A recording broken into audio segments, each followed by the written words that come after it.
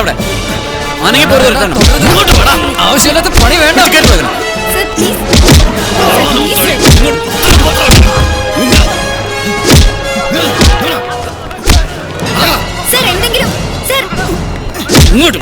തീവ്രവാദത്തിനും ഭീകരവാദത്തിനും എതിരെ ഏതറ്റം വരെ പോകാനും ഇന്ത്യ തയ്യാറാണെന്ന് പ്രധാനമന്ത്രി വ്യക്തമാക്കി. അമേരിക്കൻ പ്രസിഡന്റ് ബറാക് ഒബാമയുമായുള്ള കൂടിക്കാഴ്ചയ്ക്കിടയിലാണ് പ്രധാനമന്ത്രി ഇക്കാര്യം അടിവരയിട്ട് പറഞ്ഞത്. നാളെ നടക്കാനിരിക്കുന്ന ഒരു പ്രധാന വാർത്തയിലേക്ക്. തിരുവനന്തപുരം സിറ്റിയിൽ നിന്ന് കുറച്ചു മാറി ഒരു വീട്ടിൽ സിറ്റി പോലീസ് കമ്മീഷണറുടെ നേതൃത്വത്തിൽ റെയ്ഡ് നടക്കുന്നതായി റിപ്പോർട്ട്.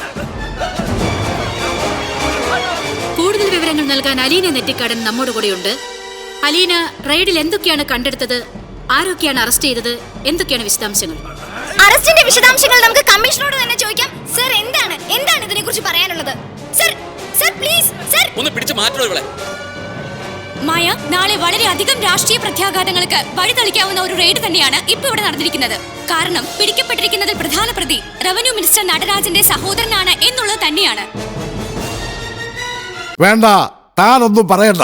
ആരെങ്കിലും എന്തെങ്കിലുമൊക്കെ പറയുന്നത് കേട്ടിട്ട് ചാടിക്കയറി നടപടിയെടുക്കുകയാണോ വേണ്ടത്? എടോ, താൻ അറസ്റ്റ് ചെയ്യിച്ചത് മിനിസ്റ്റർ നടരാജന്റെ അനുജനെ മാത്രമല്ല, അയാൾ നടരാജന്റെ പാർട്ടിയുടെ ജില്ലാ സെക്രട്ടറി കൂടെയാ. ഈ പറഞ്ഞ സെക്രട്ടറിയും കൂട്ടരും അവിടുത്തെ പട്ടിണി പാവങ്ങൾക്ക് പാലും കഞ്ഞും വിളമ്പായിരുന്നില്ല.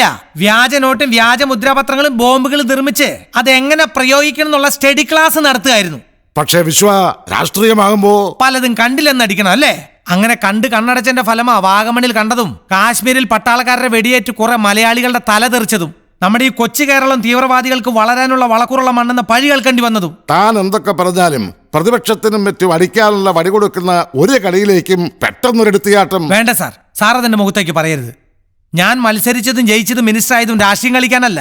രാഷ്ട്രീയം കളിയാക്കിയവരൊരു കളി പഠിപ്പിക്കാനാ. സാറിന് അതിൽ എന്തെങ്കിലും സംശയമുണ്ടോ? വിശ്വനാഥ, ആ നടരാജൻ ആകെ ചൂടില്ല. എന്തു പറഞ്ഞാ ഞാൻ അയാളെ ഒന്ന് സമാധാനിപ്പിക്കുക? വേണ്ട CMA, മറുപടി പറയിച്ച അയാളെ ബുദ്ധിമുട്ടിക്കണ്ട. നാവിൽ ഭരണത്തിന്റെ അരിശ്രീ കുറിച്ച് തുടങ്ങിയതല്ലേ ഉള്ളൂ. ചിലപ്പോൾ ഇത്തിരി ചോരപ്പൊടിയും നമുക്കതങ്ങ് തുറച്ചു കൊടുക്കാം. Well done minister Viswanathan. പക്ഷേ ചെറ്റത്തരവാ കാണിച്ചത്. വിളിച്ച് പറയടോ ഞങ്ങളുടെ പിള്ളേരെ ഇറക്കിവിടാൻ. അയ്യോ, നമ്മൾ വെറും പാവം പോലീസ് മന്ത്രിയാണേ. പിന്നെ ഏതെങ്കിലും ചെറ്റകൾ ഏതെങ്കിലും പോലീസ് പിടിച്ചിട്ടുണ്ടെങ്കിൽ എന്ത് ചെയ്യണമെന്ന് തീരുമാനിക്കുന്ന പോലീസുകാരും കോടതിയാ. ഇനി CMന് സംശയമൊന്നുമില്ലല്ലോ? ഒന്ന് നിന്നേ. തന്നെ പോലെ ഒരു സുപ്രഭാതത്തിൽ മരിച്ചുപോയ അച്ഛൻ്റെ സഹതാപ തരംഗത്തിൽ നിന്ന് കിട്ടിയതൊന്നും അല്ല ഞങ്ങൾക്ക് ഈ സ്ഥാനങ്ങളും അധികാരങ്ങളും. അവിടെ കയറി ആദർശം കളിച്ച അതിൻ്റെ ആഘോഷം അധികം നാൾ നിലനിൽക്കില്ല. സ്വന്തം കെട്ടിയോളുടെയും മക്കളുടെയും വോട്ട് മാത്രം പോരാ ഒരാൾ ജയിക്കാനും മന്ത്രിയാകാനും മന്ത്രിസഭ ഉണ്ടാക്കാനും.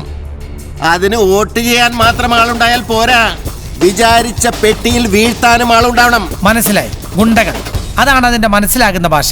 എന്നാ കേട്ടോ, എന്റെ പെട്ടിയിൽ വീണ വോട്ടേ ഇവിടുത്തെ സാധാരണക്കാരന്റെ വോട്ടാ. ആ വോട്ടർമാരെ വേട്ടയാടുന്ന ഒരു തലകൾ ഈ നാട്ടിൽ വാഴില്ല. ഇവരുടെ അനുജന്മാരെ അക്രമമുണ്ടാക്കി മാളികയിലോ മാളത്തിലോ ഒളിക്കും. പിന്നെ അവരെയൊക്കെ തിരക്കിറങ്ങുന്ന പോലീസിന്റെ 144 ലാത്തിയേടും തന്തയ്ക്ക് വിളിയും ഇവിടുത്തെ സാധാരണക്കാരന്റെ നെഞ്ചത്താ. ഇത് എത്ര നാൾ സഹിക്കണം സാർ? പറ, ഇവിടുത്തെ ജനങ്ങൾ ഇത് എത്ര നാൾ സഹിക്കണം? അതിന്റെ പിന്നിൽ ഏത് മന്ത്രി ആയാലും, മന്ത്രി പുത്രനായാലും, മന്ത്രി സഹോദരനായാലും അവനെയൊക്കെ ഞാൻ ജയിലിന്റെ സുഖം അറിയിച്ചിരിക്കും. നമ്മളങ്ങ് തീരുമാനിക്കാ CMA. ഒരു പാർട്ടിയുടെ കൊടി ആയുധമാക്കുന്ന ഒരു ഗുണ്ടയും വേണ്ടെന്നും, ഏതെല്ലാം ഗുണ്ടകൾക്ക് ഏതെല്ലാം കവാടങ്ങൾ തുറന്നു കൊടുക്കുന്നുണ്ടെന്നും, അവരുടെ കയ്യിൽ ആയുധം കൊണ്ടു കൊടുക്കുന്നവരെ കണ്ടുപിടിക്കാനും അവരൊക്കെ പൂട്ടാൻ തന്നെ തീരുമാനം. ആ തീരുമാനത്തിന്റെ ആഘോഷം ഏതറ്റം വരെ പോകുന്ന നമുക്ക് കണ്ടറിയാം. എല്ലാം കേട്ടിരുന്നു അല്ലേ? ഗുഡ്. CMന് അറിയോന്നറിയില്ല, വൈകുന്നേരം ഭാര്യയെ പിണയ്ക്കുക തനിച്ച് കിടക്കേണ്ടി വരുമെന്നൊരു ചൊല്ലുണ്ട്. ഉറങ്ങിക്കിടക്കുന്ന പുലിയെ ഉണർത്താൻ ശ്രമിക്കരുത് എന്നും ഒരു ചൊല്ലുണ്ട്. കറക്റ്റ്, അങ്ങനെയും ഒരു ചൊല്ലുണ്ട്.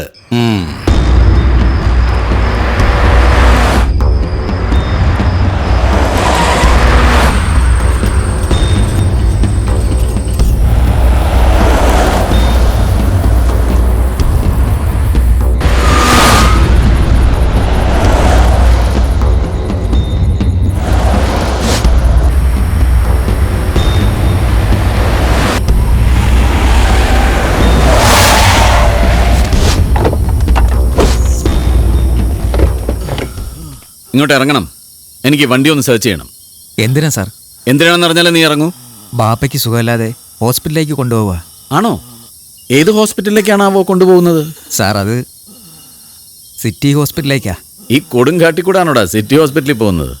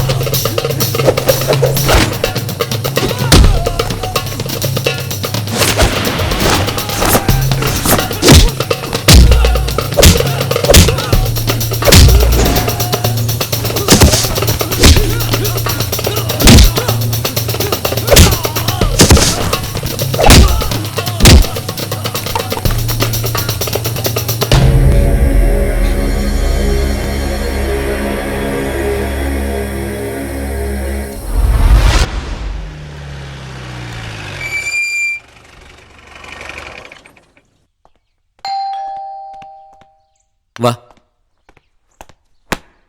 ഇരിക്കേ. ഇപ്പം എങ്ങനെയുണ്ട് സാർ? നല്ല വേദനയുണ്ട് രാജീവ്. ചായ എടുക്കട്ടെ? വേണ്ട സാർ, ഞാൻ ഇപ്പോൾ കുടിച്ചോളൂ. എന്തായി നമ്മുടെ ഫർദർ മൂവ്മെന്റ്സ്? സാർ, വിജയ് മേനോന് ജയിലിൽ നിന്ന് കസ്റ്റഡിയിൽ വാങ്ങാനുള്ള കോർട്ട് ഓർഡർ കിട്ടിയിട്ടുണ്ട്. ഗുഡ്. അല്ല, രാജീവ് എങ്ങനെ ഇയാളുമായിട്ട് മുട്ടി? അത് പറയണമെങ്കിൽ ഇവൻ്റെ ഒരു ബ്രീഫ് ഹിസ്റ്ററി തന്നെ പറയേണ്ടി വരും സാർ.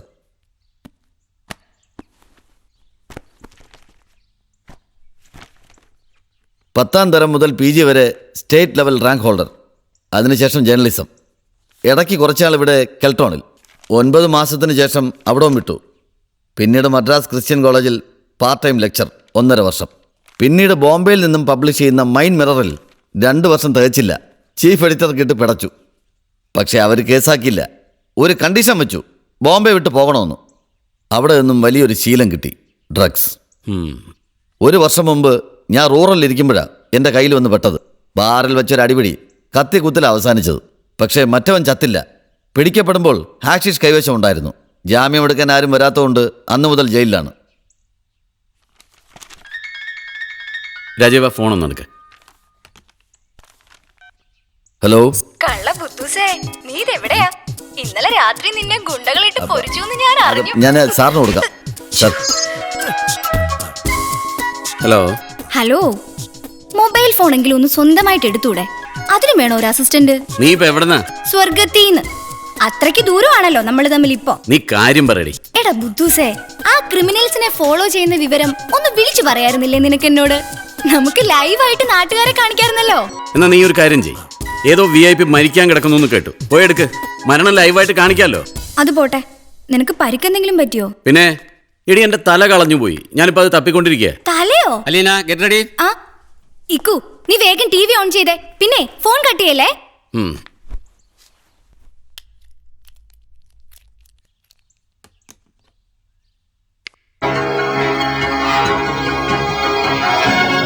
നമസ്കാരം, ഞാൻ അലീന നെറ്റിക്കാടൻ. പ്രധാന വാർത്തകൾ. സിറ്റി പോലീസ് കമ്മീഷണർ ഇക്ബാൽ IPSന്റെ നേതൃത്വത്തിൽ നടത്തിയ റെയ്ഡിൽ 2 ക്രിമിനൽസുമായി ഏറ്റുമുട്ടൽ നടന്നതായി സിറ്റി ബ്യൂറോ റിപ്പോർട്ട് ചെയ്യുന്നു. കൊലപാതകങ്ങൾ ഉൾപ്പെടെ നിരവധി കേസുകളിൽ പ്രതികളായ ഇവർ പോലീസിനെ വെട്ടിച്ച് കടന്നുകളഞ്ഞതായാണ് റിപ്പോർട്ട്. ഇതിനെക്കുറിച്ച് പ്രതികരിക്കാൻ കമ്മീഷണർ ഇപ്പോൾ ലൈനിലുണ്ട്. Commissioner please. Commissioner miss Rikku, sorry, Iqbal IPS. ഞാനിവിടെ പറഞ്ഞ കാര്യങ്ങൾ താങ്കൾ കേട്ടിരിക്കുമല്ലോ. ഇതിനെക്കുറിച്ച് എന്താണ് പറയാനുള്ളത്? പരിക്കെന്തെങ്കിലും പറ്റിയോ? സംസാരിക്കാൻ ബുദ്ധിമുട്ടുള്ള രീതിയിൽ പരിക്ക് പറ്റിയെന്നാണോ സാർ? സോറി, പ്രേക്ഷകർ മനസ്സിലാക്കേണ്ടത്. നിങ്ങൾക്ക് എവിടെ നിന്ന് കിട്ടി ഈ വാർത്ത? മാധ്യമങ്ങളെ അറിയിക്കേണ്ടതായിട്ട് എന്തെങ്കിലും ഉണ്ടെങ്കിൽ അതിന് ഡിപ്പാർട്ട്മെന്റിൽ ഒരു പ്രത്യേക സെല്ലുണ്ട്, അതുവഴി അറിയിക്കാം. ക്ഷമിക്കണം, അദ്ദേഹം ഫോൺ കട്ട് ചെയ്തതാണോ കട്ടായതാണോ എന്നറിയില്ല. എന്തായാലും അദ്ദേഹം ദേഷ്യത്തിലാണെന്ന് നമുക്ക് അനുമാനിക്കാം. മറ്റു വാർത്തകളിലേക്ക് കടക്കും മുമ്പ് ചെറിയൊരു ഇടവേള.